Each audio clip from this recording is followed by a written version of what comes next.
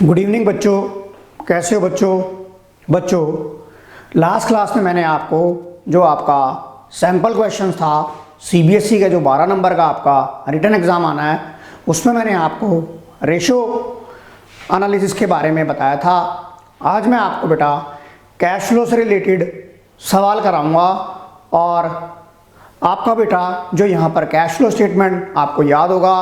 Cash flow statement जो है वो दो मेथड से बनता है, एक इनडायरेक्ट मेथड और एक डायरेक्ट मेथड। तो बेटा सीबीएसई ने प्रिस्क्राइब कर रखा है कि आप जो 12 नंबर का आपका प्रैक्टिकल एग्जाम होगा उसमें आप डायरेक्ट मेथड बच्चों से पूछेंगे, हालांकि इतना टफ नहीं है। चलिए मैं अब आपको कैश फ्लो स्टेटमेंट के ऊपर इसके सवाल कराता हूं जो कि डायरेक्ट मेथड के ऊपर हैं। तो आइए आप मेरे साथ करेंगे कैश फ्लो के सवाल जो आपका 12 नंबर का आना है। आइए चलिए आप मेरे साथ।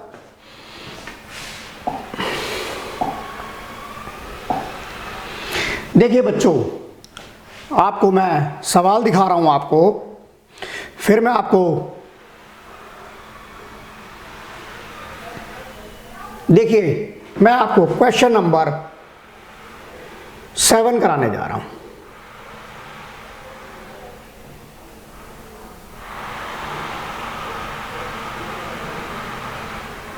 आप देखिए क्वेश्चन नंबर 7 को रीड करेंगे और मैं आपकी हेल्प करूंगा।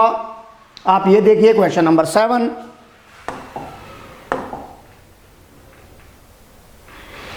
A businessman start a business with rupees 5 lakh।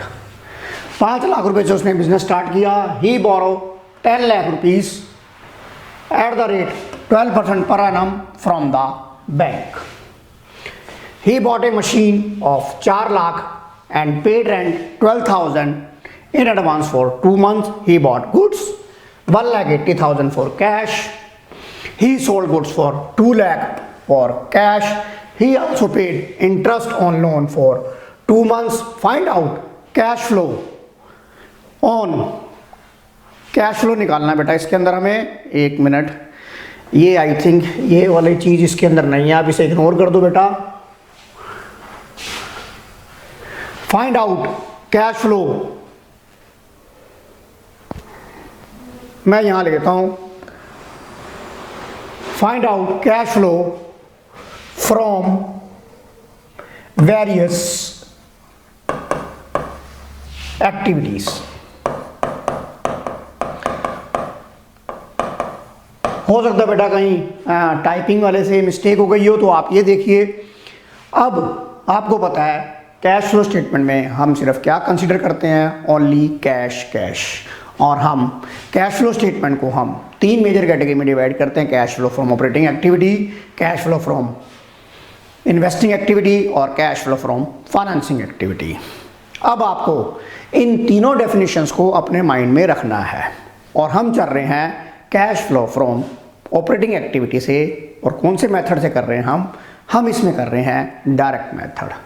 आप कहोगे सर आपको कैसे पता लगा कि ये डायरेक्ट मेथड से करना है, आप मुझे यहाँ बताइए। यहाँ पर मुझे क्या पूरे सवाल में आप मुझे ये देख के बताइए कि क्या आपको प्रॉफिट आफ्टर टैक्स दे रखा है क्या। अभी तक आपने जितने भी बेटा सवाल किए थे उसमें आपको बैलेंस शीट की वैल्यू दी होती थी और प्रॉफिट आफ्टर टैक्स दिया होता था, या बैलेंस शीट नहीं भी दी होती थी तो आपको प्रॉफिट आफ्टर टैक्स या सरप्लस स्टेटमेंट एंड P&L के 2 साल के बैलेंसेस दे रखे थे। क्या बताइए आप इस पूरे सवाल के अंदर क्या आपको नेट प्रॉफिट आफ्टर टैक्स दे रखा है, नहीं दे रखा? तो बेटा आपको यहाँ नेट प्रॉफिट आफ्टर टैक्स नहीं दिया। तो अब हम जो यहाँ पर ऑपरेटिंग एक्टिविटी निकालेंगे वो डायरेक्ट मेथड से निकालेंगे। आप ये देखिए, आपको मैं कैश फ्लो आपने कर रखा है पर आपको ये सवाल आ जाए आप घबराने लग जाओगे। आप ये देखिए, अब business man start with 5 lakh रुपये स्टार्ट किया। अब इन लेमैन आपके दिमाग में आ रहा होगा सर ये तो पैसा इन्वेस्ट किया है, ये इन्वेस्टिंग एक्टिविटी होगी। तो बेटा नहीं, आप डेफिनेशन के हिसाब से चलिए। आप डेफिनेशन के हिसाब से चलिए। डेफिनेशन ने क्या बोला, change in composition of equity and boring. अगर आपकी कैपिटल में या बोरिंग में कोई चेंजेस आता है तो किसके अंडर में आएगा सर? वो आएगा फाइनेंसिंग एक्टिविटी के अंडर में। तो इसका मतलब ये जो 5 लाख हो गया, ये जो 5 लाख हो गया, ये कौन सी एक्टिविटी हो गई? सर ये तो मेरी फाइनेंसिंग एक्टिविटी हो गई, और फाइनेंसिंग एक्टिविटी का भी क्या हो गया, इनफ्लो हो गया। फाइनेंसिंग एक्टिविटी का क्या हो गया, इनफ्लो हो गया। उसके बाद देखिए उसने 10 लाख रुपए बोरो, अंडरलाइन द वर्ड बोरो। ये देखिए बोरो, आपको डेफिनेशन पता है, composition of equity and borrowing. Equity and borrowing, एक मिनट बेटा,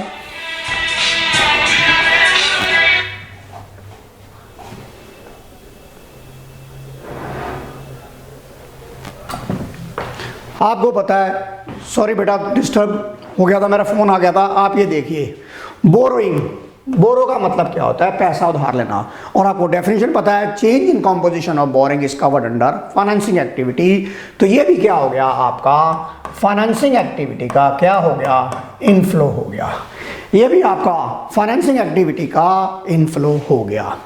उसके बाद देखिए ही बॉट ए मशीन, अब अंडरलाइन द वर्ड मशीन।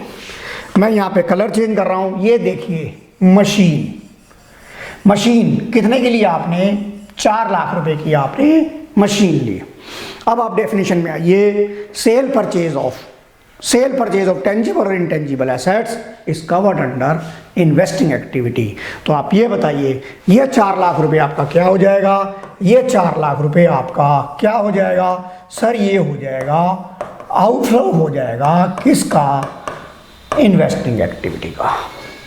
ये आउटफ्लो हो जाएगा इन्वेस्टिंग एक्टिविटी का।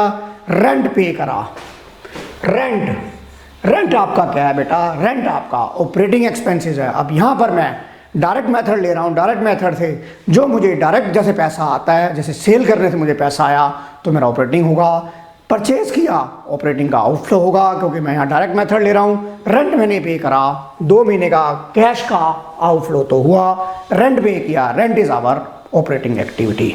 उसके बाद मैंने गुड्स खरीदे, 1,80,000 गुड्स खरीदे, ये मेरा ऑपरेटिंग एक्टिविटी का आउटफ्लो हो जाएगा। गुड्स मैंने सोल्ड करे, मैंने 2 लाख के कैश में, ये भी मेरा ऑपरेटिंग एक्टिविटी हो जाएगी।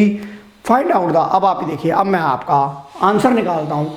अब आप एक बार स्क्रीन पे बैठाइए, नोट कर लीजिए आप, मैं सवाल को हटा देता हूँ, डिस्कस मैंने कर लिया। अब मैं वेरियस एक्टिविटी आपको बनाकर दिखाऊंगा, आप इस सवाल को नोट करिए। आप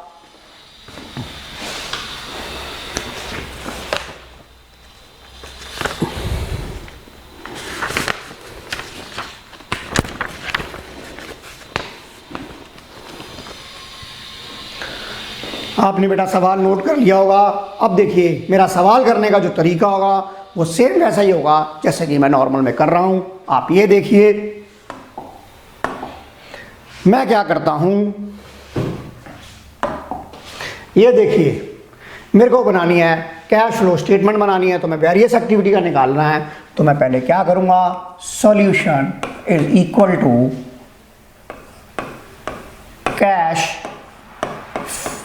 flow from operating activity.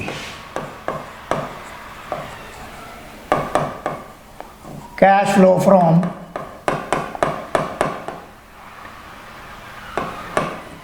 From operating activity मैंने ये बनाया।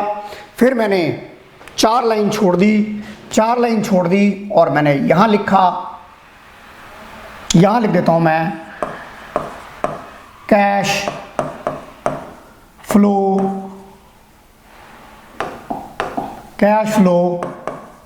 फ्रॉम इन्वेस्टिंग एक्टिविटी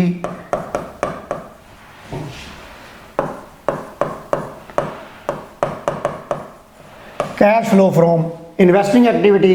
फिर मैं 3 लाइन छोड़ देता हूं बेटा, फिर मैं 3 लाइन छोड़ देता हूं। 3 लाइन छोड़ने के बाद मैंने लिखा cash flow from financing activity. Cash flow from financing activity लिख लिया। अब देखिए, अब मैं सवाल को पढ़ता जाऊंगा और जो जो इंफॉर्मेशन जिस एक्टिविटी की होगी वहां मैं इसे कॉपी पेस्ट करता जाऊंगा। तो चलिए आप चलिए मेरे साथ, आप सवाल को देखिए बेटा, आप सवाल को देखिए। सवाल में क्या लिखा है, बिजनेस उसने 5 लाख से स्टार्ट किया, तो मेरी कौन सी एक्टिविटी हो गई? सर ये हो गई मेरी फाइनेंसिंग एक्टिविटी हो गई। तो आपने ये देखिए, ये मेरी कौन सी एक्टिविटी हो गई? ये मेरी कौन सी एक्टिविटी हो गई? सर ये मेरी एक्टिविटी हो गई फाइनेंसिंग एक्टिविटी। और पैसा मेरे पास आ गया, तो आप ये देखिए, मैं यहाँ लिखूँगा, आप ये देखिए, मैं फाइनेंसिंग में लिखूँगा, क्या लिखूँगा? आप ये देखिए, फाइनेंसिंग में लिखूँगा ऑन कैपिटल। मेरी अपनी कैपिटल कितनी थी बेटा? मेरी अपनी कैपिटल थी 5 लाख रुपए। मेरी अपनी कैपिटल थी 5 लाख रुपए और मैंने पैसा उधार लिया है। मैंने पैसा उधार लिया है बेटा, मैंने पैसा उधार लिया है। कितना पैसा लिया है? Borrowing from bank,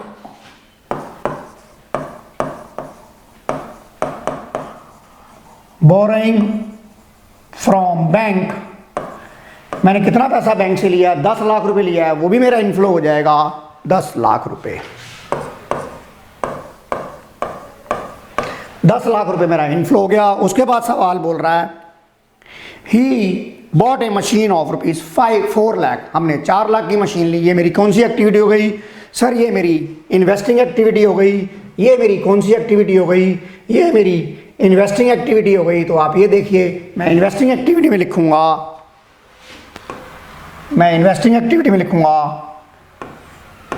purchase. जैसे ही मैं पी लिखूंगा, मैंने आपको बताया था, जैसे ही मैं पी लिखूंगा आपके दिमाग में पीपी बज जानी चाहिए। आपके दिमाग में पीपी बज जानी चाहिए। और मैंने आपको बोलता अगर आप पीपी नहीं बजी तो बेटा एग्जामिनर आपकी पीपी बजा देगा, क्योंकि आप परचेज को ब्रैकेट में नहीं लिखते हो। परचेज का मतलब होता है आउटफ्लो, और आप जल्दबाजी में क्या करते हो, उसे ब्रैकेट लगाना भूल जाते हो। फिर जब आप उसका टोटल करते हो तो आपका आंसर मैच नहीं करता और आप वहाँ आधा घंटा ख़राब कर देते हो कि सर मेरे को तो कैश फ्लो स्टेटमेंट में ही आधा घंटा लग गया और मेरा पेपर छूट गया। आप ये जो छोटी छोटी बातें मैं आपको क्लास में बताता हूँ, अगर आप इनको अपने माइंड में रखेंगे तो आपका सवाल फर्स्ट टाइम में बेटा आ जाएगा। तो पी लिखते ही सबसे पहले क्या करो? सबसे पहले आप ब्रैकेट लगा लो। अगर ये बात मेरी मानोगे तो तर जाओगे, नहीं तो बेटा वहाँ पेपर में आपसे गलती होने का खतरा बहुत है। तो आपने परचेज कितनी करी? सर 4 लाख रुपए की परचेज कर ली। सर मैंने 4 लाख रुपए की मशीनरी परचेज कर ली। तो देखिए जैसे जैसे सवाल आता जाएगा मैं वैसे वैसे इसे लिखता जाऊंगा। उसके बाद बोला है he paid rent 12,000 in advance for 2 months. अब आप कहोगे सर ये तो अगले साल से रिलेटेड है, तो मैं इसे इस साल क्यों कंसीडर कर रहा हूँ? तो बेटा हम क्या बनाने जा रहे हैं? हम बनाने जा रहे हैं कैश फ्लो स्टेटमेंट। और कैश फ्लो स्टेटमेंट आपकी कैश बेसिस अकाउंट में बनती है। ये मैचिंग और एक्रूअल को तो फॉलो भी नहीं करता, जैसा कि आपने 11 में पढ़ा। फिर आपने एनपीओ के अंदर रिसीट एंड पेमेंट भी करा। तो आपको ये बताइए, आपको यहाँ से ये कंसिडर हो गया भाई रेंट तो पे कर दिया, पैसे का तो आउटफ्लो हो गया, और रेंट ही और ऑपरेटिंग एक्सपेंसेस। तो ये कहाँ आ जाएगा बेटा? ये आ जाएगा ऑपरेटिंग एक्टिविटी में आ जाएगा आपका। ये कहाँ आ जाएगा? Rent paid. ये आपका आ गया रेंट पेड आ गया। आपने कितना रेंट पे करा? सर 12,000 रुपये। जैसे ही मैंने पी लिखा वैसे ही मैंने ब्रैकेट लगाया 12,000 रुपये। मैंने ये 12,000 रुपये रेंट पे कर दिया। उसके बाद देखिए उसने लिखा है he bought goods of rupees 1,80,000 for cash. 1,80,000 के आपने गुड्स खरीदे, परचेज। जैसे ही मैंने यहाँ पी लिखा वैसे ही मैंने यहाँ ब्रैकेट लगा दिया। जैसे ही मैंने पी लिखा वैसे ही मैंने यहाँ ब्रैकेट लगा दिया। परचेज ऑफ गुड्स मेरा कितने का था? परचेज ऑफ गुड्स मुझे दे रखा है 1,80,000 रुपये का। मुझे परचेज ऑफ गुड्स दे रखा है 1,80,000 रुपये का। उसके बाद देखिए ही sold goods for 2 lakh for cash.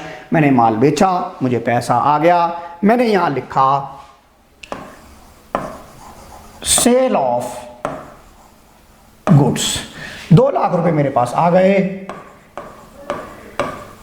2 lakh रुपए मेरे पास आ गए। आगे चलते हैं हम। उसने लिखा है he also paid interest on loan for 2 months। Interest on loan for 2 months, आपको पता है change in composition of equity and boring under financing activity, तो जो आपका इंटरेस्ट बनेगा वो आपका फाइनेंसिंग एक्टिविटी में जाएगा, वो आपका फाइनेंसिंग एक्टिविटी में जाएगा। अब आपके दिमाग में एक कंफ्यूजन आ रही होगी कि सर हम इसे ऑपरेटिंग एक्टिविटी में क्या ऐड करेंगे इसे। आपके दिमाग में यही कंफ्यूजन आ रही होगी कि सर जो हमने इंटरेस्ट ऑन लोन पे करा, क्या हमें ऑपरेटिंग में इसे ऐड बैक करना है? तो मेरा आंसर होगा नो। क्यों सर, क्यों नो होगा?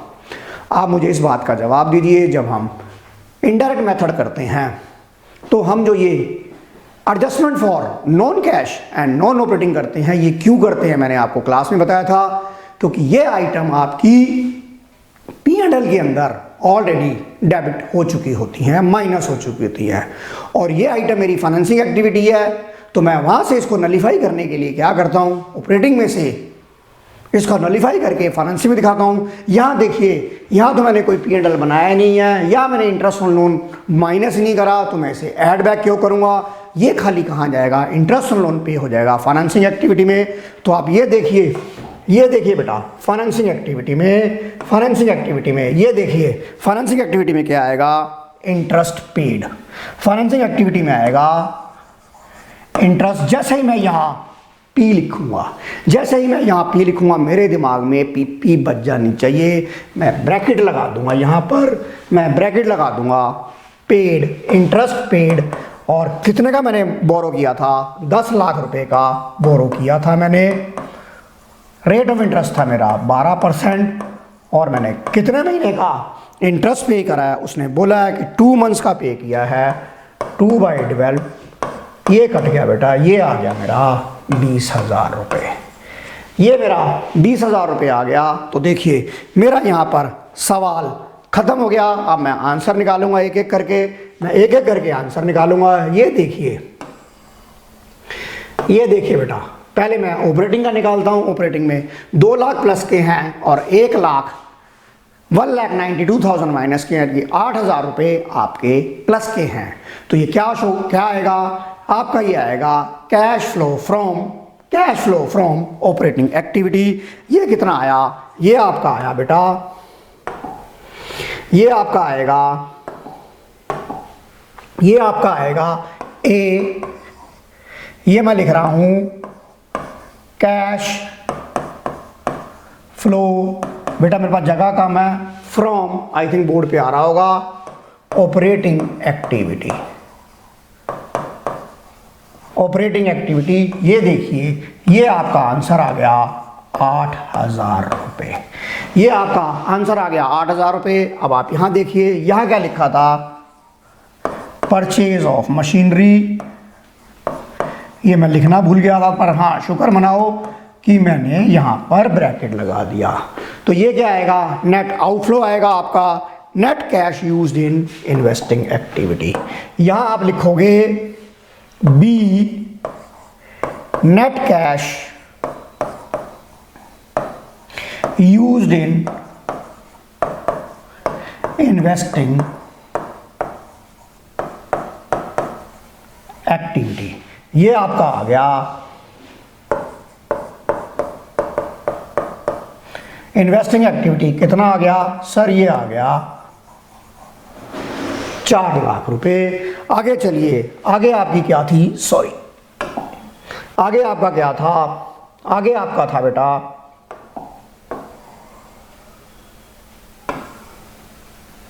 आगे आपकी देखिए फाइनेंसिंग एक्टिविटी आ गई। फाइनेंसिंग एक्टिविटी आ गई तो ये आंसर कितना आ गया?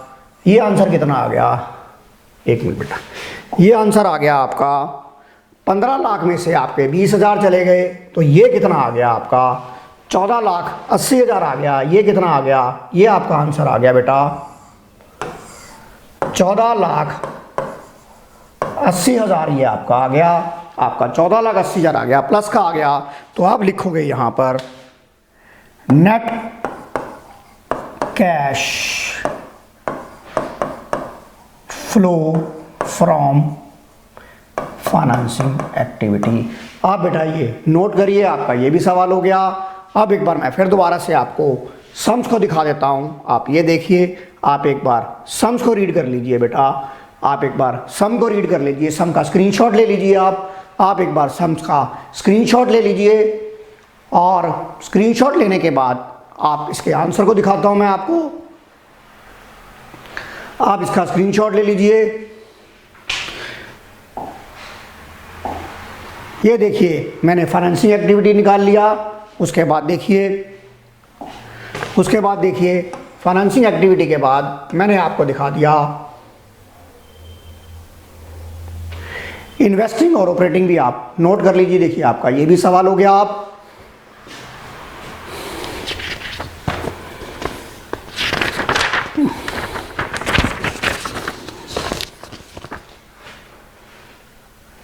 चलिए अब मैं आपको अगला सवाल करवाता हूं बच्चों।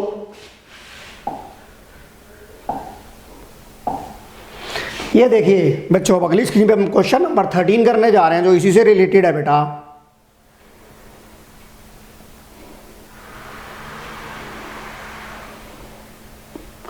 Question number 13 and question number 14, मैं दोनों सवाल अभी आपको कराऊंगा, क्वेश्चन नंबर 13 और क्वेश्चन नंबर 14। आप स्क्रीन पे पढ़िए बेटा। Ram was good at making designs. He started making designer garment. He bought a sewing machine. तो बेटा ये जो स्विंग मशीन हो गई, ये क्या हो गई आपकी बेटा? ये जो आपकी स्विंग मशीन हो गई, ये क्या हो गया बेटा? ये आपकी हो गई स्विंग मशीन, हो गई आपकी इन्वेस्टिंग एक्टिविटी में आउटफ्लो। इन्वेस्टिंग एक्टिविटी में आउटफ्लो हुआ, कितना हुआ? 50,000 जमा 2,50,000 रुपये आपका इन्वेस्टिंग एक्टिविटी का आउटफ्लो हो गया। उसके बाद उसने कहा purchase a fabric of 5 lakh, 5 lakh रुपए का फैब्रिक खरीदा। Fabric is your operating expenses, तो ये ऑपरेटिंग एक्सपेंसेस का आउटफ्लो हो जाएगा। Find out the cash flow from investing and operating activity, identify the accounts involve. तो देखिए वर्बली बेटा आपको डेफिनेशन की नॉलेज होनी चाहिए, तो आपका आंसर आ गया। तो देखिए मैं यहाँ 13 का आंसर निकालने जा रहा हूँ। मैं यहाँ 13 का आंसर निकालने जा रहा हूँ बेटा।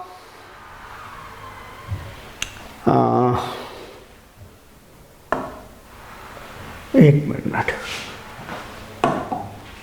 मैं 13 का आंसर निकालने जा रहा हूँ। आप ये देखिए 13 का आंसर निकालने जा रहा हूँ। आप ये देखिए 13 में क्या होगा? सॉल्यूशन 13।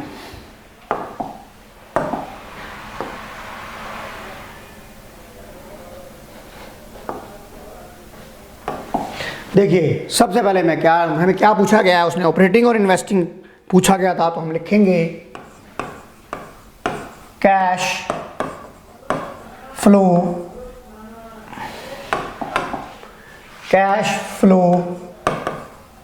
फ्रॉम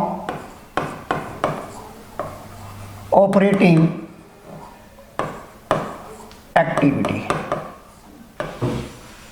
फिर मैं 4 लाइन छोड़ दूंगा और यहां लिखूंगा मैं cash flow from investing activity. अब देखिए मुझे 2 एक्टिविटियां निकालनी थी, तो आप सवाल को देखिए। बेटा क्वेश्चन नंबर 13 में हमने 5 लाख रुपए की मशीन खरीदी, तो 5 लाख रुपए मेरे 2.5 लाख मेरे कहाँ आ जाएंगे? इन्वेस्टिंग में आ जाएंगे। और 5 लाख का जो मैंने फैब्रिक खरीदा वो मेरा ऑपरेटिंग में आ जाएगा। तो आप ये देखिए मैं यहाँ लिखूंगा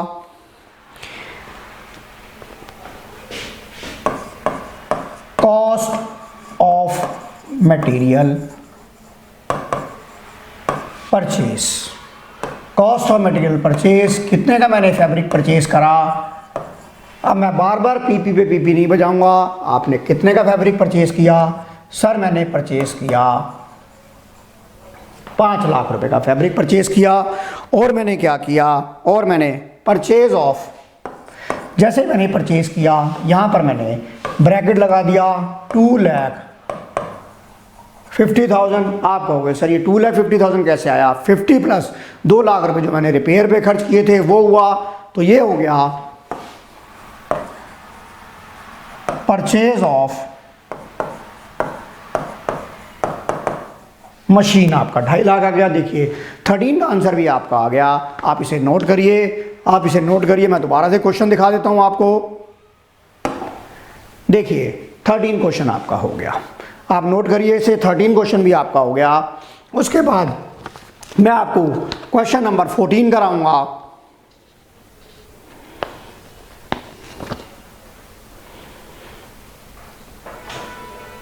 चलिए अब मैं आपको क्वेश्चन नंबर 14 डिस्कस कर लेते हैं। क्वेश्चन नंबर 14 आप ये देखिए, राहुल ने बिजनेस स्टार्ट किया। राहुल ने बिजनेस स्टार्ट किया कितने से? 30 लाख रुपए से। 30 लाख से बिजनेस स्टार्ट किया। ही है गेटिंग अ लोन 20 लाख रुपए जो है उसने वो अपने फादर से लिए, अपने पिताजी से लिए, और 10 लाख रुपए उसने बैंक से लिए at the rate of 12%। He bought A machine for, उसने इस 30 लाख में से क्या करा? इस 30 लाख में से 15 लाख की तो मशीन खरीद ली। इस 30 लाख में 15 लाख की मशीन खरीद ली और 7.5 लाख 7,80,000 का उसने क्या करा? 7,80,000 का उसने मटेरियल परचेज कर लिया। 7,80,000 का मटेरियल परचेज करा और 12,000 रुपये उसने रेंट पे कर दिया। 12,000 रुपये रेंट पे कर दिया, यानी कि अगर उसे टोटल 20 लाख रुपए मिले हैं तो 15 लाख उसने कहाँ खर्च किए? 15 लाख रुपए की बेटा उसने मशीन खरीद ली। 15 लाख की उसने मशीन खरीदी और 7,80,000 और 12,000 7,92,000 यानी कि 7,92,000 उसने माल खरीदने में और रेंट देने में लगा दिया। अब what percentage of total fund, वो ये पूछना चाहता है कि जो आपके पास 30 लाख रुपए का टोटल फंड आया है उसकी आप परसेंटेज बताइए कि आपने कहाँ कहाँ खर्च किया। What percentage total fund his disposal का मतलब होता है खर्च करना। आपने कौन कौन सी एक्टिविटी में पैसा खर्च किया? तो देखिए जब आपने 15 लाख की मशीन खरीदी तो आपने इन्वेस्टिंग एक्टिविटी में पैसा लगाया ये, और ये कौन सा था? ऑपरेटिंग एक्टिविटी में। तो पहले आप ऑपरेटिंग एक्टिविटी में निकाल लीजिए और इन्वेस्टिंग निकाल लीजिए, तो आपको वेरियस एक्टिविटी का परसेंटेज पता लग जाएगा। देखिए आंसर कैसे लिखना है। आप पहले बेटा क्या करेंगे, आप इसका क्या करेंगे, आप पहले इस सवाल को एक बार स्क्रीनशॉट ले लीजिए। आप सवाल का स्क्रीनशॉट ले लीजिए, मैं कराऊंगा आपको।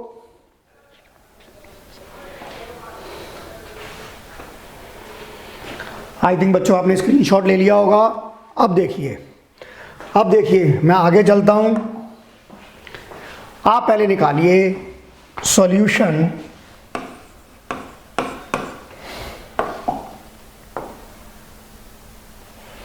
क्वेश्चन नंबर था मेरा 14। आप पहले ये निकालिए cash flow from operating activity.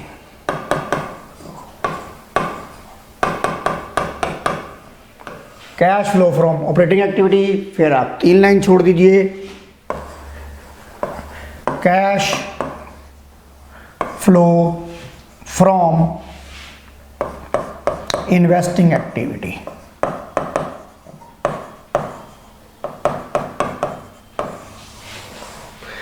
आप ये देखिए, आप सवाल को दोबारा से रीड करिए। आप ये देखिए, आपकी स्क्रीन पर सवाल आ रहा है बेटा। आपने क्या करा? 30 लाख रुपए टोटल इकट्ठे करे। आपने 15 लाख की तो मशीन ले ली, 15 लाख रुपए की आपने मशीन ले ली, और आपने इन ऑपरेटिंग में क्या क्या खर्च किया? Cost of material, cost of material लिया आपने,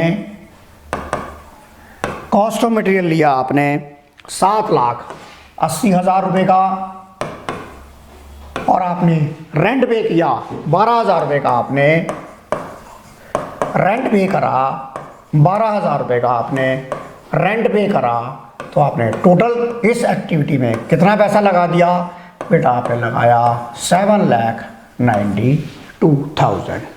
अब दूसरी एक्टिविटी में देखो, आपने परचेज ऑफ मशीनरी करा, परचेज ऑफ मशीनरी। आपने परचेज ऑफ मशीनरी करी। आपने कितने की मशीन परचेज करी? आपने परचेज करी है मशीनरी 15 लाख रुपए की। कितने की परचेज करी है? 15 लाख रुपए की आपने मशीनरी परचेज करी है। अब देखिए आपने 30 लाख में 15 लाख अगर मशीनरी पे तो आपने 50% निकाल लिया, तो आप आंसर कैसे निकालोगे? आप ये देखिए, आप आंसर कैसे निकालेंगे बेटा? आप आंसर निकालोगे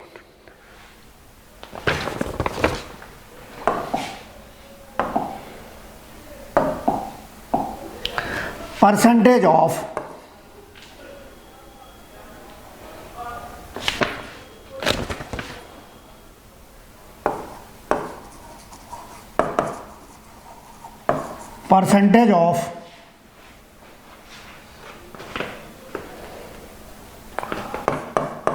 टोटल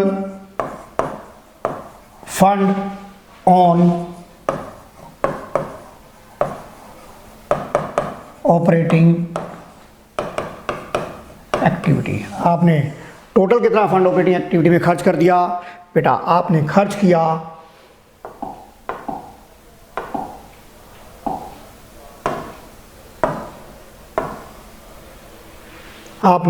टोटल फंड खर्च किया बेटा 7,92,000। टोटल आपका फंड था 30 लाख रुपए का। तो ये बेटा आपकी जो परसेंटेज आ जाएगी वो परसेंटेज आ जाएगी 26.4%। आपने 26.4% आपने ऑपरेटिंग पे खर्च करा, और फाइनेंसिंग में आपने कितना खर्च करा? 50%। तो percentage of on investing activity कितना हो जाएगा? इन्वेस्टिंग एक्टिविटी बेटा आपका हो जाएगा 15 lakh divide by 30 lakh into 100 is equal to 50% बेटा आपका ये आंसर आ गया।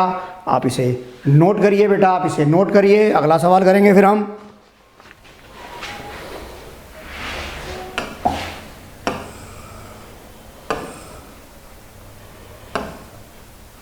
ये देखिए ऑपरेटिंग का निकल गया, उसके बाद देखिए इन्वेस्टिंग निकल गया, उसके बाद डिफरेंट एक्टिविटी का देखिए मैंने यहाँ पर आंसर निकाल दिया। आप देखिए बेटा ये आपको ये समझ आ गया होगा। चलिए हम अब अगले सवाल पे चलते हैं। आप ये देखिए,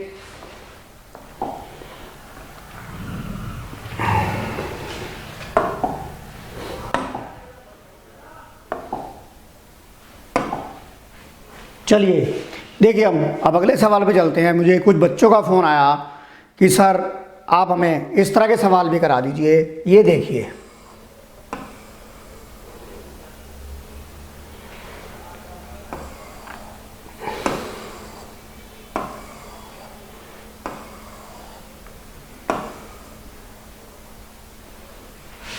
क्वेश्चन नंबर 6।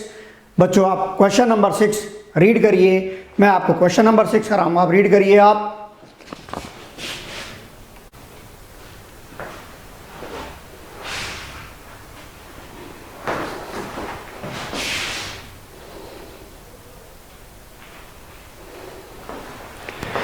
चलो बच्चों अब हम क्वेश्चन नंबर आप 6 को रीड करिए। कुछ बच्चों का ये डाउट आ रहा था कि सर ये वाला सवाल समझ नहीं आ रहा है, इसे कैसे फाइंड आउट करना है। तो आप बच्चों इस सवाल को बेटा रीड करेंगे, क्वेश्चन नंबर 6। मैं भी आपके साथ हेल्प करता हूँ आपको इस क्वेश्चन को समझाने में। आप ये देखिए, क्वेश्चन की लैंग्वेज को समझिए बेटा, आप क्वेश्चन की लैंग्वेज को समझिए। आप ये देखिए, payment of salary expense is an operating outflow. The following information given for the 2 year, that is 17-18 and 18-19. Find out whether the outflow has increased or decreased in the relative terms. बच्चों आप कहोगे sir ये सवाल समझ नहीं आया। बच्चों ये सवाल आपसे ये पूछना चाहता है कि आपके पास 2 साल के डाटा दिए हुए हैं, एक फर्स्ट ईयर 17-18 और 18-19। वो आपसे ये पूछना चाहता है कि आपने जो सैलरी का खर्चा किया इन दोनों साल में, या वो आपका खर्चा बढ़ रहा है या घट रहा है। सर ये कैसे पता लगेगा? यानी कि आपने जो सैलरी कैश में पे करी, आपने जो सैलरी कैश में पे करी, इसके बारे में बताना है कि आपने सैलरी का जो कैश में खर्चा किया वो ज़्यादा किया या कम किया, ये बताना है। तो आप ये देखिए, इस सवाल को बेटा आप कैसे करेंगे, इसका मैं आपको एक प्रॉपर तरीका बताता हूँ बेटा। और ये चीज़ आपको बेटा एनपीओ में भी बहुत काम आएगी, और एनपीओ में भी हमने किया था। आप ये देखिए, आपको क्या दे रखा है, आपको दे रखा है सैलरी। आपको क्या दे रखी है, आपको ये दे रखा है बेटा सैलरी या एक्सपेंस। मैं क्या करूँगा बेटा, 2 साल का बेटा ये अकाउंट बना लूँगा। मैं ये 2 साल का अकाउंट बना लूँगा। देखिए कैसे बनाऊँगा, आपको पता है जो salary outstanding at the beginning, salary मेरा एक्सपेंस होता है। अब ये आ जाओ salary outstanding at the beginning, ये मेरी क्या हो गई बेटा, ये मेरी लायबिलिटी हो गई। ये मेरी क्या हो गई, लायबिलिटी हो गई आउटस्टैंडिंग। और लायबिलिटी का बैलेंस क्या होता है, लायबिलिटी का बैलेंस क्या होता है, क्रेडिट बैलेंस होता है। ओपनिंग बैलेंस क्रेडिट होता है, और क्लोजिंग बैलेंस क्या होगा, क्लोजिंग बैलेंस क्या होगा सर, क्लोजिंग बैलेंस मेरा डेबिट होगा, क्लोजिंग बैलेंस मेरा डेबिट होगा। उसके बाद देखिए आपको prepaid salary in the beginning, prepaid आपकी एसेट होती है, एसेट का ओपनिंग बैलेंस क्या होगा सर, एसेट का ओपनिंग बैलेंस होगा मेरा डेबिट बैलेंस होगा। तो देखिए आपको ये चीज़ समझ में आ गई होगी। और आप ये देखिए आपके पास नीचे और क्या दे रखा है, prepaid salary at the end, और आपको ये दे रखा है कि salary charge to the P&L account. Salary आपने P&L अकाउंट में, सैलरी आपने P&L अकाउंट में कितना चार्ज करा है, आपको ये दे रखा है। तो आप देखिए इस सवाल को आपने कैसे करना है, आप दोनों साल के अकाउंट बना लीजिए। आपको मैं बोलूँगा कि आप सैलरी अकाउंट बनाइए 2017-18 का, आप सैलरी अकाउंट बनाइए, आप सैलरी अकाउंट बनाइए। बेटा मैं थोड़ा छोटा कर देता हूँ ताकि ये पूरा सवाल आ सके पेपर के ऊपर। 1 मिनट, ये अब आपको आई थिंक बेटा ये अब आपका पूरा सवाल आ गया होगा। 1 मिनट, मैं थोड़ा सा और बड़ा कर देता हूँ। हाँ ये देखिए अब आपकी स्क्रीन पे पूरा सवाल आ गया। आप ये देखिए आपकी स्क्रीन पे सवाल पूरा आ गया। तो हम 2 साल के सैलरी अकाउंट बनाएंगे, और सैलरी अकाउंट से हम ये पता करेंगे कि किस साल हमने कितना सैलरी में कैश पे किया है। सर ये कैसे निकालेंगे, तो आप ये देखिए, इसको मैं सिंपल तरीका बताता हूँ। हम स्टेटमेंट नहीं बनाएंगे, हम कौन सा अकाउंट बना लेंगे। इधर देखिए, आई थिंक मैं आपको यहाँ पर भी दिखा सकता हूँ ये कैसे कर सकते हैं हम। ये देखिए मैं यहाँ पर इसका सोल्यूशन बना देता हूँ, मुझे बोर्ड पे जाने की ज़रूरत नहीं है बेटा। ये देखिए मैंने सैलरी अकाउंट बना लिया, सैलरी अकाउंट बनाया 17-18 का। सैलरी अकाउंट देखिए मैंने यहां बना लिया 17-18 का। आई थिंक आपको बोर्ड पे बेटा नजर आ रहा होगा। देखो मुझे करने की जरूरत नहीं, आपको पता है कि जो सैलरी आउटस्टैंडिंग होती है वो मेरी लायबिलिटी होती है। तो ये मेरा क्या आ गया, बाय, जैसे हम सब्सक्रिप्शन में करते थे आउटस्टैंडिंग सैलरी। ये मेरा आउटस्टैंडिंग सैलरी ओपनिंग का हो गया। सर कितना हो गया ओपनिंग का, सर कितना हो गया ओपनिंग का, आप ये देखिए ओपनिंग का आपका हो गया 5,000 रुपया। आपका ओपनिंग का हो गया, कितना हो गया, आपका ओपनिंग का हो गया सर 5,000 रुपया। देखिए आपकी ये इंफॉर्मेशन नोट हो गई, हाँ सर हो गई। Outstanding salary at the end, ये देखिए ये आपका, मैं CD ले देता हूँ। 1 मिनट, या तो मैं ये 1 मिनट, ये कैसे हटाना होता है। चलिए मैं यहाँ क्लोजिंग लिख देता हूँ बेटा। क्लोजिंग मेरी कितनी थी एंड का, 8,000 रुपये। क्लोजिंग सैलरी थी मेरी 8,000 रुपये। अब देखिए प्रीपेड एट द बिगिनिंग मेरी क्या हो गई, एसेट हो गई, टू प्रीपेड सैलरी। ओपनिंग की कितनी आ गई, ये देखिए ये भी मेरा हो गया। ओपनिंग कितनी आ गई सर, 5,000 रुपये आ गई सर, 5,000 रुपये आ गई। अब आप ये देखिए prepaid salary at the end कितना हो गया, by prepaid salary at the end, ये आपकी हो गई बेटा 4,000 रुपये। अब आप ये देखिए आपको लिखा है salary charge during the P&L account. जब आप सैलरी चार्ज करते हो तो आपकी जर्नल एंट्री क्या बनती है बेटा, आपकी जर्नल क्या बनती है। आप ये देखिए मैंने जर्नल एंट्री पास करी सर, एंट्री बनती है profit and loss account debit to salary account. आपकी एंट्री क्या बनती है, profit and loss account debit to salary account. ये कौन सा अकाउंट है, सैलरी अकाउंट है, तो ये क्या आ गया, by profit and loss account. ये कितना आ गया आपका ये आ गया बेटा 40,000 रुपये। ये आपका 40,000 रुपये आ गया। तो देखिए आपका क्रेडिट का टोटल ज़्यादा हो गया, क्रेडिट का आ गया 40, 45, 49 और इसमें से ये 13,000 चले गए। तो बेटा इसका मतलब है कि आपने कितनी सैलरी कैश में पे करी, आपने कितनी सैलरी कैश में पे करी। ये देखिए ये आपकी बैलेंसिंग फिगर आ जाएगी। कितनी आपकी बैलेंसिंग फिगर आ गई, आपकी बैलेंसिंग फिगर आ गई 36,000। आपकी देखिए 36,000 आपकी सैलरी इस बार कैश में पे करी। इसी तरह आप 17-18 का निकाला है, इसी तरह आप 18-19 का निकाल लीजिए। 18-19 में भी देखिए मैं यहाँ कर देता हूँ इसको, ये देखिए यहाँ मैं सैलरी अकाउंट बना देता हूँ, यहाँ मैं सैलरी अकाउंट बना देता हूँ। आप ये देखिए आपका ओपनिंग का आउटस्टैंडिंग कितना था, ओपनिंग आउटस्टैंडिंग थी आपकी 8,000 रुपये। ओपनिंग आउटस्टैंडिंग थी आपकी 8,000 रुपये। क्लोजिंग आउटस्टैंडिंग थी आपकी 1,000 रुपये। एडवांस बिगिनिंग में था आपका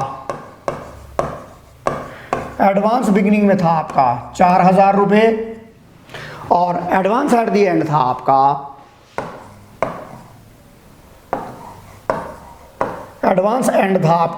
कितना था आपका 6,000 रुपये। और इस साल भी आपने सैलरी 40,000 ही पे करी है। तो आपका सैलरी कहाँ आएगा, आपने सैलरी पे करी तो ये क्या आ जाएगा, by profit and loss account. कितना आ गया, प्रॉफिट एंड लॉस आ गया आपका 40,000 रुपये। अब देखिए अब यहां पर बेटा आपकी एक बैलेंसिंग फिगर आ गई, आपकी यहां पर एक बैलेंसिंग फिगर आ गई टू कैश। आपकी यहां पर बैलेंसिंग फिगर गई, कैश कितना आ गया, ये आ गया आपका 40 और 48 और 6 54,000। और ये आपका देखिए कैश में कितना बैलेंस आ गया, आप ये देखिए ये कितना आ गया 54,000। ये आपका 5,000 रुपये माइनस हो गया तो ये कितना आ गया 49,000। तो देखिए पिछले साल आपने कितनी सैलरी पे की थी, पिछले साल आपने 36,000 सैलरी पे करी और इस साल आपने कितनी करी 49 करी, यानी कि इस साल आपने 13,000 रुपये की सैलरी ज़्यादा पे करी है। तो आपका आंसर आएगा बेटा, आपका आंसर आएगा, आपका मैं आंसर लिख देता हूं, आपका आंसर आएगा कि आपने जो सैलरी का आउटफ्लो है वो more than 13,000 salary outflow, more than 13,000 salary outflow, more than 13,000 in the financial year 2018-19। देखिए बेटा ये आपका आंसर बन गया, आप इसे नोट कर लिए। देखिए मेरे को बोर्ड यूज नहीं करना पड़ा, मैंने सीधा आपको यहाँ पर सवाल को समझा दिया, आप इसे नोट करिए। आप एक सवाल तो बच्चों का ये बड़ा चैलेंजिंग था, आप ये वाला सवाल नोट करिए, फिर मैं आगे कराता हूँ आपको।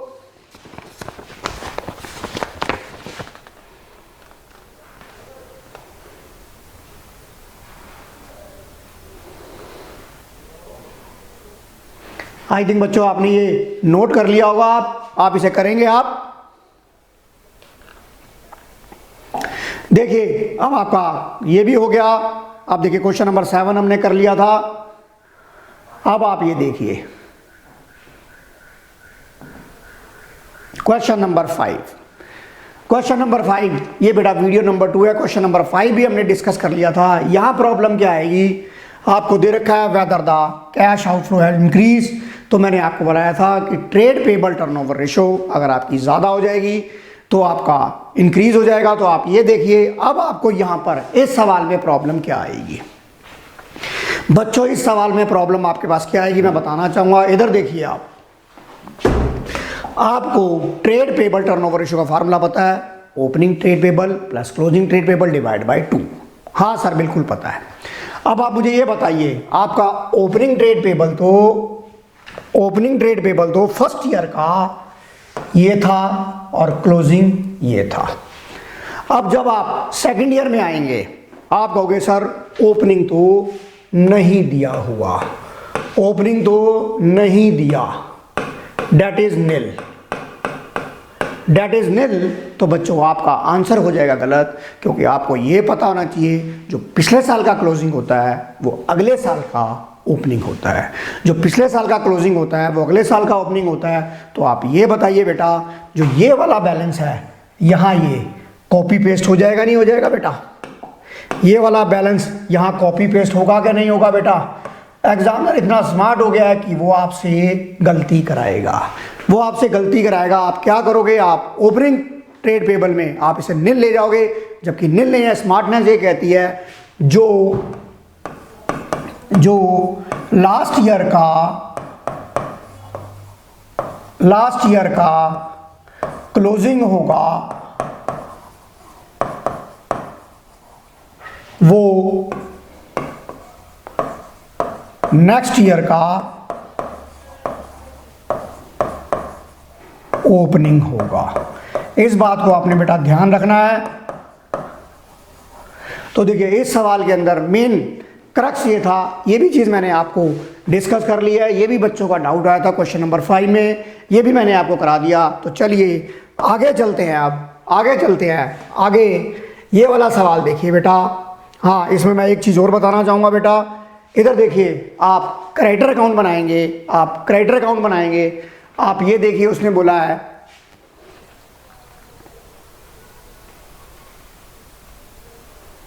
नहीं, यहाँ तो कोई ज़रूरत नहीं है आपको, तो क्रेडिट परचेज आपका नेट क्रेडिट परचेज दे रखा है आपको।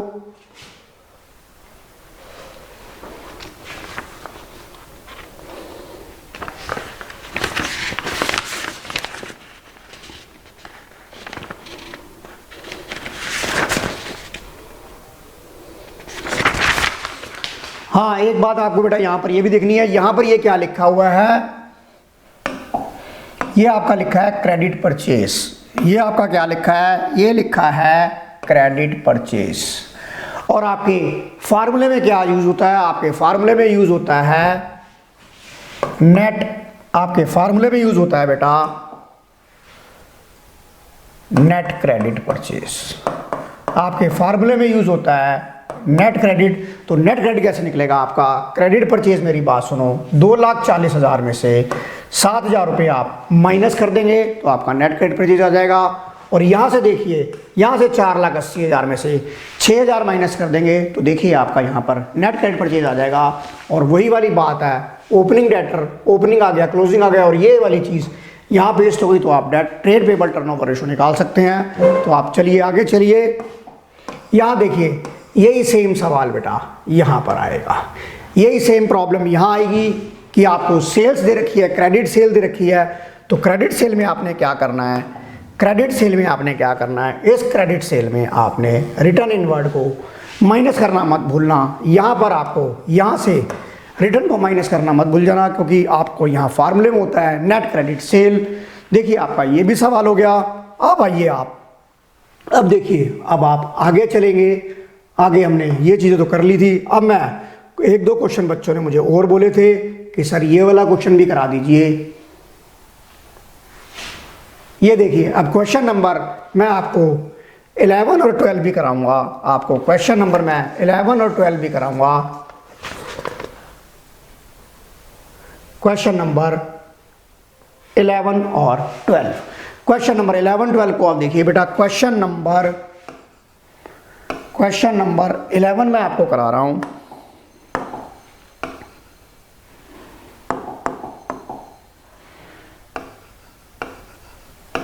क्वेश्चन नंबर 11 और क्वेश्चन नंबर 12 आप बेटा रीड कर लीजिए। ये अब आज इस क्लास के लास्ट क्वेश्चन होंगे। आप क्वेश्चन नंबर 11 और 12 रीड करिए आप।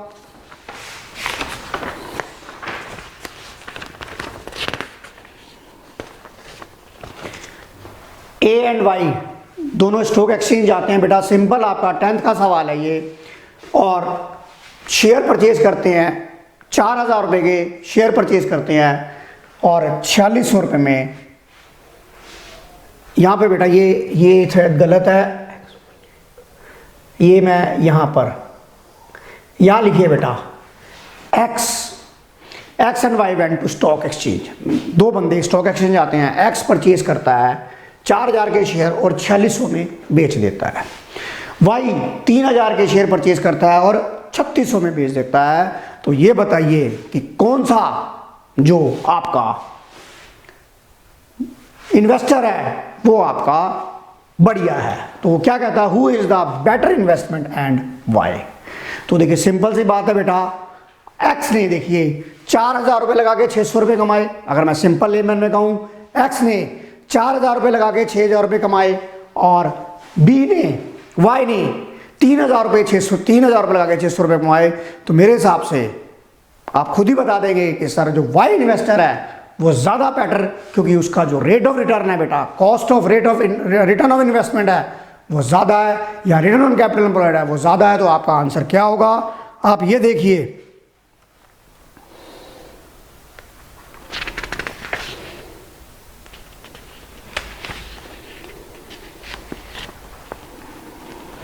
आप ROI निकाल लीजिए बेटा इसकी।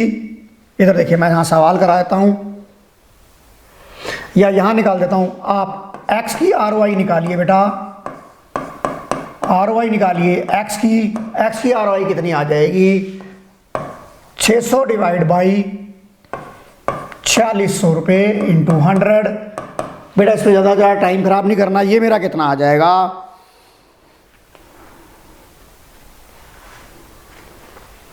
ये आ गया मेरा 2 तिया 6, 2 दूनी 4, 2 तिया 6, 0 0।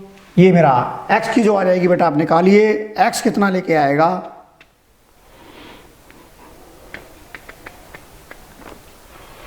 सॉरी बेटा मैंने यहाँ गलती कर दी है,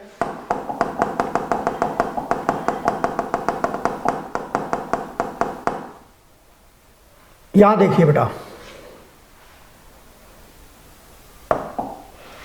यहाँ पर पहले तो मैं यहाँ ठीक करा रहा हूँ बेटा। यहाँ पर ये कौन है, ये यहाँ पर A है बेटा। A का ROI निकालते हैं, पहले ROI निकाल देते हैं किसका, A का। A ने कितने पैसे कमाए, 600 रुपये कमाए। कितनी इन्वेस्टमेंट के ऊपर बेटा, 4,000 पे 600 रुपये कमाए। तो कितना आ गया, 2 तिया 6, 2 दूनी 4,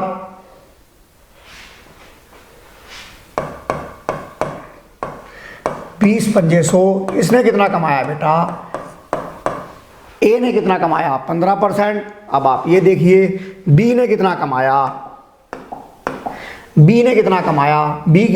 वाई की इन्वेस्टमेंट कितनी आ जाएगी, वाई ने 600 रुपये कमाए 3,000 रुपये पे, 1/5। इसने कितना कमाया, 20% कमाया। तो कौन सा बेटर हुआ बेटा, वाई आपका बेटर हुआ, क्योंकि उसका रिटर्न ऑफ इन्वेस्टमेंट जो था, ROI जो था वो हायर था। देखिए ये भी आपका सवाल हो गया। उसके बाद आगे चलते हैं, आप आगे 12वां क्वेश्चन देखिए बेटा आप। मुकेश परचेज 100 शेयर उसने 120 के हिसाब से खरीदे और उसने brokerage the 0.5%। Find out the total amount of spend by him, give journal entry for the investment. तो आप ये देखिए बेटा, आपने कितने का बेटा शेयर खरीदा, आपने कितने के शेयर खरीदे, आपने शेयर खरीदे। ये देखिए मैं यहां पे करा रहा हूं, कॉस्ट ऑफ शेयर्स आपकी कितनी आ गई बेटा, आपने 100 शेयर खरीदे 120 रुपये के हिसाब से। तो कितना हो गया बेटा, 12,000 रुपये तो कॉस्ट ऑफ शेयर हो गया, प्लस ब्रोकरेज आपने कितनी दी, ब्रोकरेज दी आपने 0.5% ऑफ 12,000, क्योंकि 12,000 पे ब्रोकरेज लगेगी। तो वो आपकी आ गई 0.5% ऑन 12,000। ये आपका आ गया बेटा 60 रुपीज़ आ गया। तो आप ये बताइए ये आपकी कॉस्ट कितनी पड़ गई, 12,060 रुपये पड़ गई और आपको इसकी जर्नल एंट्री बनानी है तो आप जर्नल बनाएंगे इसकी। आप बेटा जर्नल क्या बनाएंगे, जर्नल बनाएंगे इसकी आप investment in shares account debit. मैं जर्नल यहां बना देता हूं, इन्वेस्टमेंट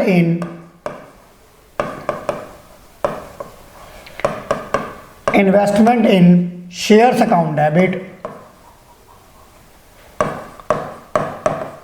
बेटा अमाउंट भर लेना टू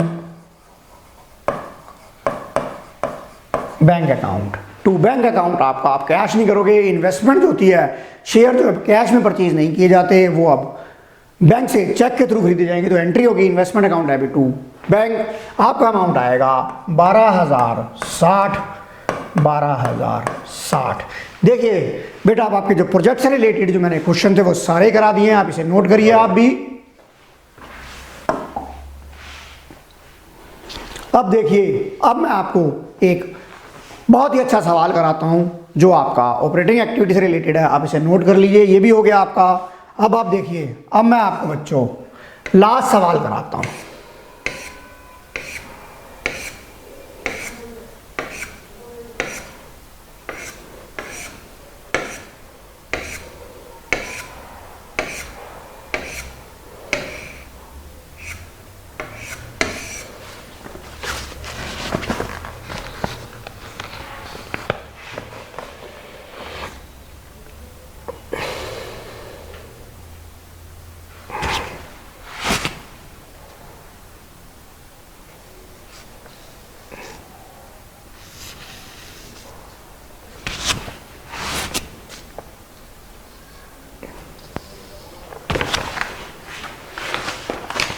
देखिए बेटा, ये अब मैं आपको लास्ट सवाल कराने जा रहा हूँ। बहुत ही अच्छा सवाल है।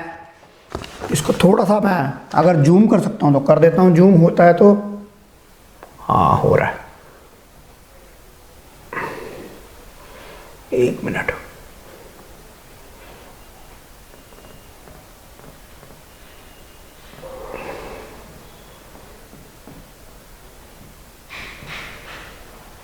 देखो बेटा, अब आप यहां पर सवाल को पढ़िए। आप बहुत ही अच्छा सवाल है।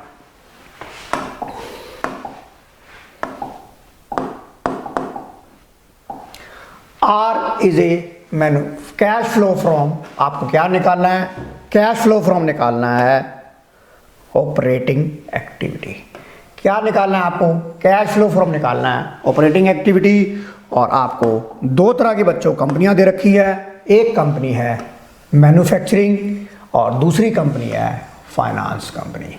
एक कंपनी है मैन्युफैक्चरिंग कंपनी और एक फाइनेंस कंपनी है।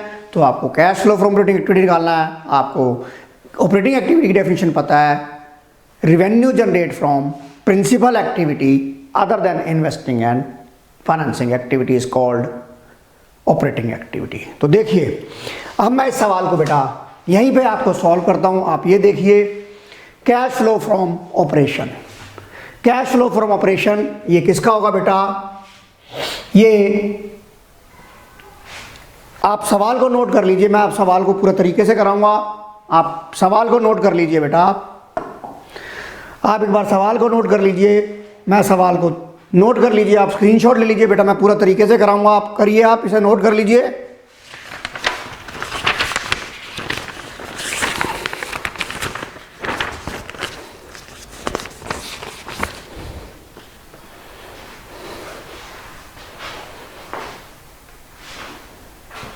आप स्क्रीनशॉट ले लो बेटा इसका।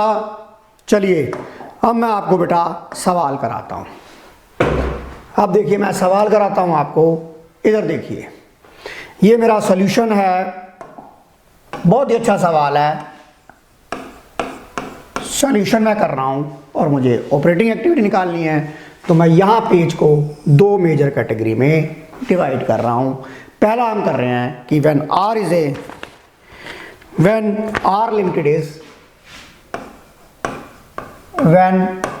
R limited जो है वो कौन सी कंपनी है बेटा, मैन्युफैक्चरिंग।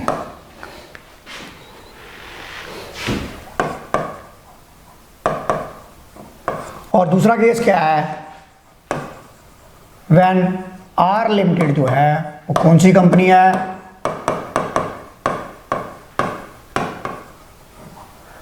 फाइनेंसिंग कंपनी है। दोनों ही केस में मैं अपने माइंड में दोनों डेफिनेशन याद रखूंगा। तो ये देखिए, जो आपका पहला मुझे आइटम दे रखी है, पहली इंफॉर्मेशन जो दे रखी है वो दे रखी है कैश रिवेन्यू ऑपरेशन। इनफ्लो हो गया, किसका हो गया? Cash revenue from operation. ये किसका हो गया बेटा? ये मेरा हो गया मैन्युफैक्चरिंग का हो गया। इनफ्लो हो गया 20 लाख। ये मेरा 20 लाख इनफ्लो हो गया। दूसरी आइटम देखिए, कलेक्शन फ्रॉम ट्रेड रिसीवेबल। ये भी मेरा मैन्युफैक्चरिंग का, ये भी मेरी मैन्युफैक्चरिंग की क्या हो गई बेटा? ये भी मेरा इनफ्लो हो गया। दूसरा मैं कहता हूं, दूसरा है मेरा collection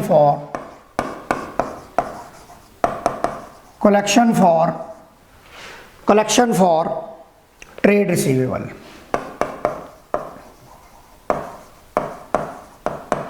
collection from trade receivable आपका कितना हो गया सर? 4,20,000 रुपये मेरा कलेक्शन फॉर ट्रेड रिसीवेबल हो गया। तीसरी आइटम देखिए, वेजेस पेड टू फैक्ट्री। ये भी मेरा ऑपरेटिंग का खर्चा हो गया। ये मैं आउटफ्लो कर दूंगा, पेमेंट करा है, मेरे को ये याद रखना है कि ये मैंने आउटफ्लो किया है। तो मैं क्या करूंगा, इसे मैं ब्रैकेट में लिखूंगा वेजेस पेड। ये मैंने ब्रैकेट में लिखा, वेजेस पे मैंने करा 1,50,000 रुपये का। वेजेस पे किया मैंने 1,50,000 रुपये का। बेटा मैं ज़्यादा क्या कहते हैं, ये देखिए वेजेस पेड करा मैंने 1.5 लाख रुपये का। इंटरेस्ट रिसीव्ड, बेटा मैन्युफैक्चरिंग कंपनी के लिए जो इंटरेस्ट रिसीव होता है वो इन्वेस्टिंग होती है, और मुझे क्या निकालना है? मुझे निकालना है ऑपरेटिंग। पर फाइनेंस कंपनी के लिए ये ऑपरेटिंग एक्टिविटी होती है। तो मैं यहाँ क्या लिखूंगा? यहाँ मैं लिखूंगा इंटरेस्ट रिसीव्ड मेरा क्या होगा? इंटरेस्ट रिसीव्ड मेरा क्या होगा? मेरी ऑपरेटिंग एक्टिविटी होगी, इनफ्लो होगा 6,50,000 रुपये का। मेरा 6,50,000 रुपये का इनफ्लो होगा। आगे देखिए, आगे लिखा है dividend received. Dividend received manufacturing company के लिए इन्वेस्टिंग होगी, पर फाइनेंस कंपनी के लिए ऑपरेटिंग होगी। तो डिविडेंड रिसीव्ड का आएगा डिविडेंड रिसीव्ड। डिविडेंड रिसीव्ड बेटा जितनी आपकी डेफिनेशन की क्लैरिटी होगी उतना आपका सवाल बेटा जल्दी हो जाएगा। 1,40,000 रुपये। उसके बाद देखिए कैश परचेज किया आपने, आउटफ्लो हो गया आपका कैश परचेज आपका आउटफ्लो हो गया। 1.5 लाख के बाद आपने 8,70,000 रुपये की आपने कैश में परचेज करी, और ये आपका ऑपरेटिंग खर्चा हो जाएगा। आप ये देखिए, उसके बाद देखिए, उसके बाद क्रेडिट परचेज आपकी 6 लाख की आएगी। तो बेटा कैश फ्लो में तो क्रेडिट का कोई रोल ही नहीं होता, इसे इग्नोर कर देंगे। पेमेंट टू ट्रेड पेबल भी आपका क्या हो जाएगा? आउटफ्लो हो जाएगा। एक minute, payment to trade payable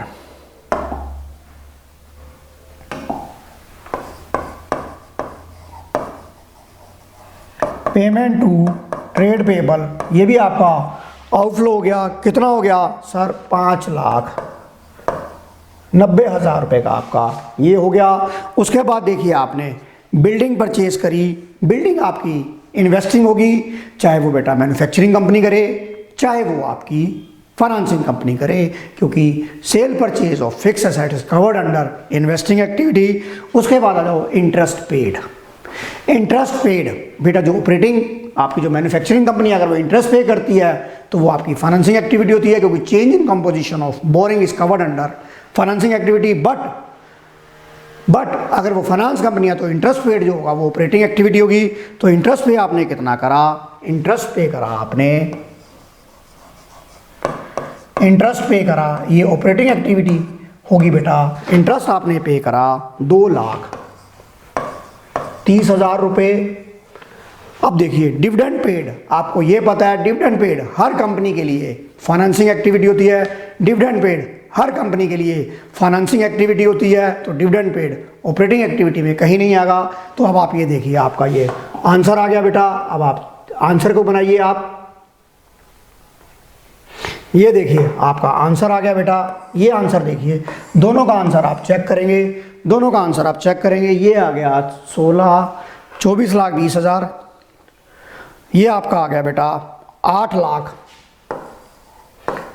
8 lakh. ये आपका आ गया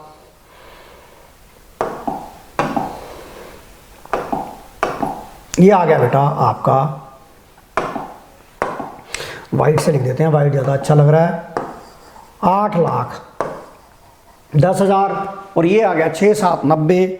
ये आपका आ गया 5,60,000 रुपये। देखो ये आ गया बेटा।